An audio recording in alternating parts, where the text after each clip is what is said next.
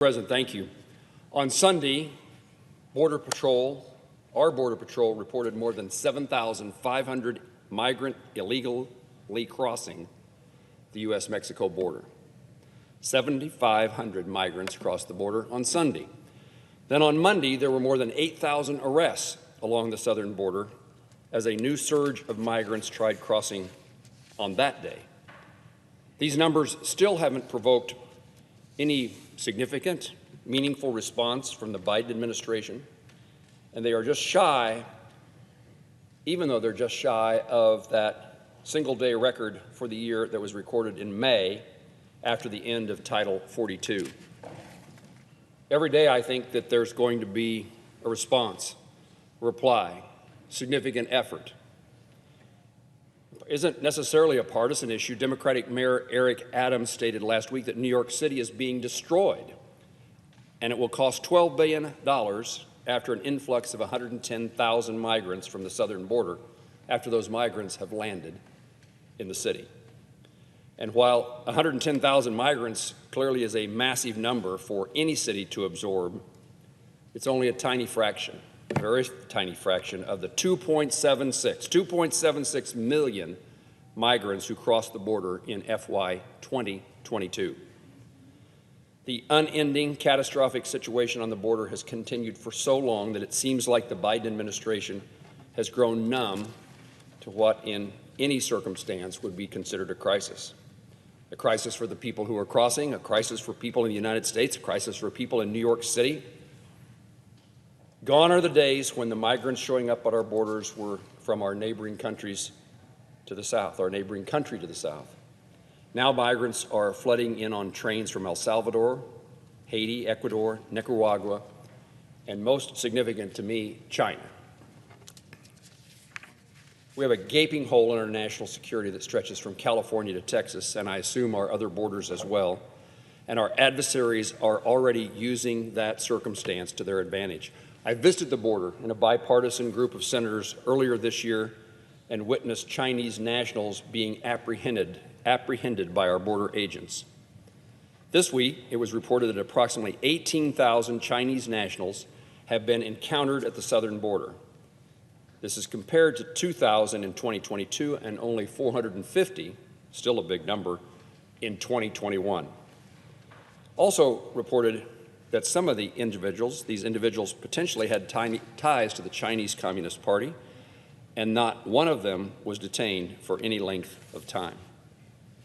This failure to respond to the arrival of the Chinese, it succeeded the FBI report that I read with great concern about migrants with ties to ISIS that had been permitted to enter the country.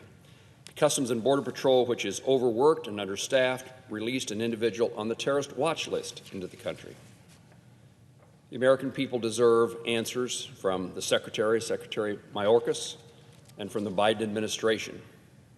I've been on this floor previously, numerous times, like many of my colleagues, to make the case that the crisis at the southern border is causing an influx of illegal, deadly drugs like fentanyl from China, entering the United States and leading to the overdose deaths of thousands of Americans. I made the case that this is a humanitarian crisis as mothers and children attempt to make the long, dangerous trek across Mexico. Along the way, they faced hunger, heat waves, human trafficking, and drug cartels. The caravans with thousands of migrants continue to march on our southern border. Border agents have been pulled away to deal with the record number of migrants and are left without the manpower to try to stop drugs and human trafficking spies and potential terrorists. For a long time, we've worried about just people coming across our border, violating our sovereignty, taking our jobs. But it is even more significant, more critical that we respond now as our law enforcement, drug cartels, human trafficking, and now our national security harmed significantly by those who enter our country illegally to do us harm. President Biden must act to ensure a stricter enforcement of our immigration laws, reinstate the construction of a wall or fencing in areas that are largely unprotected, and the administration must send a message loud and clear that our border is closed to unlawful entrants. Way past time we finish the wall and give our law enforcement agents the tools they need to better protect our border. Instead, this administration is sitting on resources and paying storage fees for the unused border wall panels. The addition to the President's lack of action is just an amazing circumstance we find ourselves in. Our national security is at stake, and we fail to respond. I would say that we can do more than one thing at one time.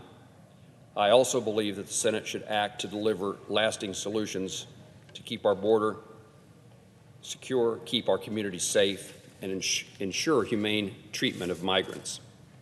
We could start with taking a vote on the Secure Border Act.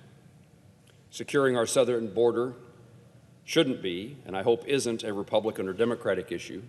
It's not a Texas or New Mexico or Arizona issue. It's a national security issue.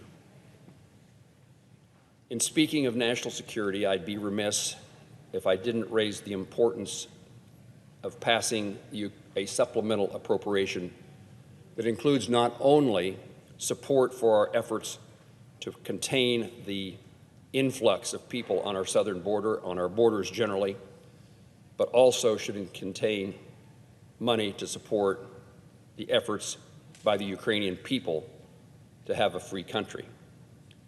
While Ukrainian forces have not made a decisive breakthrough in their counteroffensive, they are making incremental progress that deserves our ongoing support. The commitments made by our European allies now surpass America's, and the assistance from the United States has sent to Ukraine has been accounted for by multiple inspector generals. A failure on our part to remain committed would shake the confidence in the United States in allied capitals around the globe. This, in turn, could lead to more aggression by more adversaries. Now is not the time to give up on Ukraine. Vladimir Putin is counting on us doing so.